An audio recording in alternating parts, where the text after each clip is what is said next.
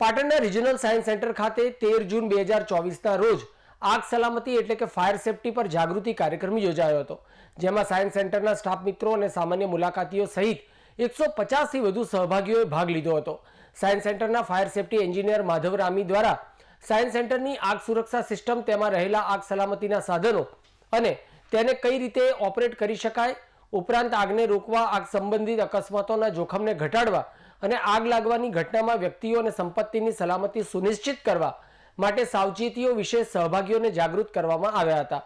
Science સેન્ટરના project director doctor Sumit શાસ્ત્રીએ જણાવ્યું હતું કે પાટણ સાયન્સ સેન્ટર આગ સુરક્ષા અંગે સચેત અને તકનીકી રીતે અદ્યતન સિસ્ટમ ધરાવે છે, જેમાં વધારાની પાણી ક્ષમતા, automatic fire safety system, alarm અને અગ્નિશામક વગેરેનો પણ સમાવેશ થાય છે। તેમણે વધુમાં જણાવ્યું હતું કે આજકાલ વધતી જતી અગ્નિની દુર્ઘટનાને ધ્યાનમાં રાખીને